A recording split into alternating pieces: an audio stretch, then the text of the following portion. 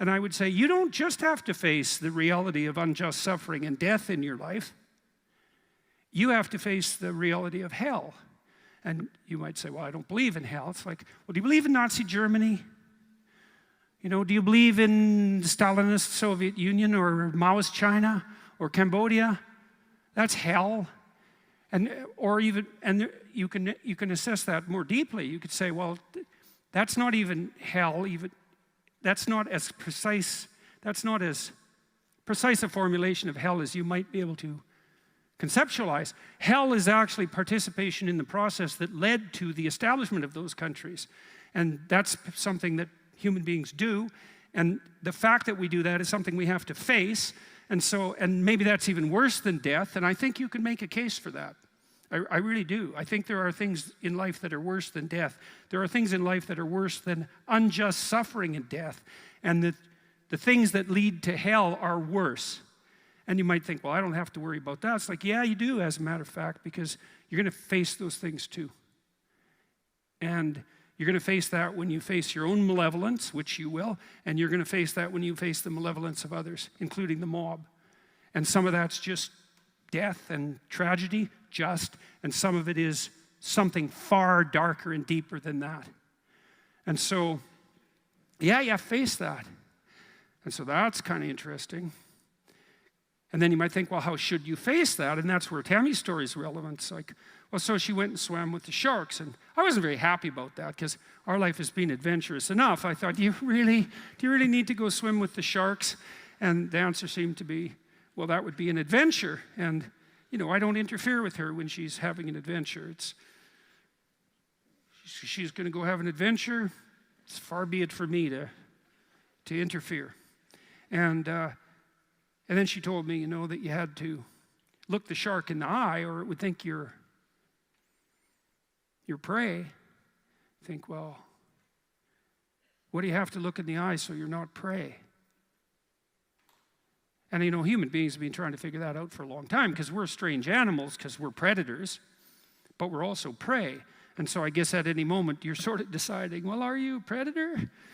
Are you the thing that's on top, or are you prey? And you're prey if you turn tail and run. And there's a psychological truth there, like a deep psychological truth. And it seems to be something like, if you practice forthright and voluntary exposure to that which terrifies and dismays you, it transforms you. And we really know this as psychologists. We even know there's more and more evidence suggesting, for example, that if you imagine you adopt this attitude of voluntary confrontation, that changes you psychophysiologically. So much of the biochemistry of motivation and emotion is transformed when you take a stressor which could be oppressive and paralyze you and cause you to withdraw, and you reverse that and you decide to advance. It's like a different spirit inhabits you. And I mean this physiologically. There's a whole different pattern of being that makes itself manifest in you neurologically and psychophysiologically and pharmacologically. So you take it on as a challenge, right? And that transforms you at a cellular level too, because one of the things we've discovered in recent years is that if you do something new and complex, then that turns on that parts of your DNA that haven't produced proteins before will start producing new proteins and reconstruct you from the cellular level up. So it's a deep transformation, and we have no idea how deep. And again, you could ask yourself, if you didn't withdraw in fear from anything from everything that life threw at you, who could you become? And I would say that's the central religious question in some real deep sense. Are more things thrown at us than we can manage? Well, that's a tricky question because pretty dreadful things are thrown our way.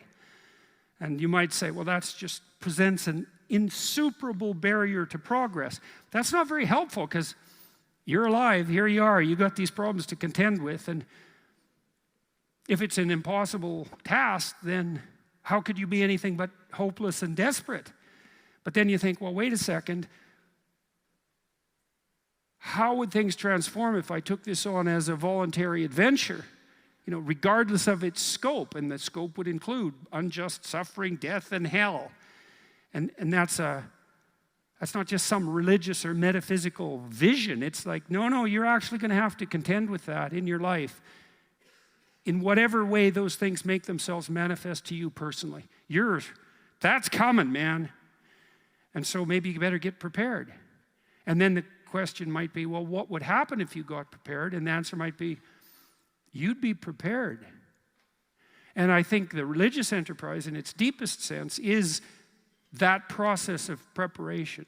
And you might want to even push that a bit farther. You might say, well, not only do you want to get prepared for what's coming your way, but you want to be so prepared that when it comes your way, that it doesn't make you bitter and resentful and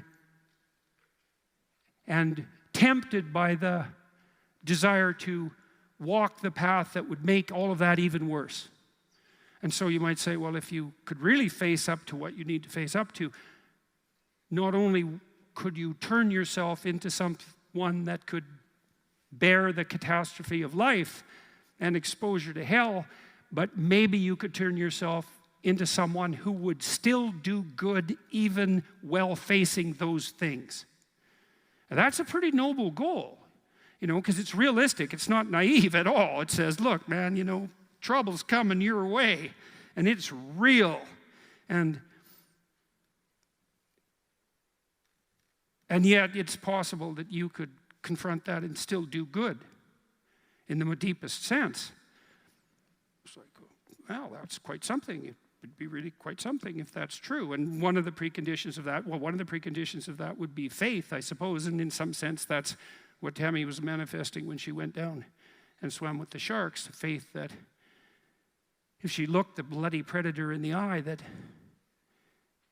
that would solve the problem.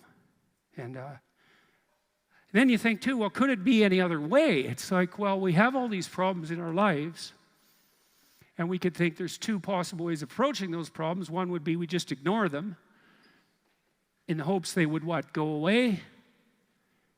Well, no one thinks that's, no one who isn't a child thinks that, and very few children. Nobody believes that. We know perfectly well that if you got to face something, man, you better face it. And if you're going to face it, that's probably the best pathway forward. And then you might think, well, what does that mean ultimately? And it might mean something like, face it, as deeply as you possibly can and as voluntarily as you possibly can. And there's an element of faith in that because you have to put yourself on the line. But you're kind of stuck with that anyways. That's the rub.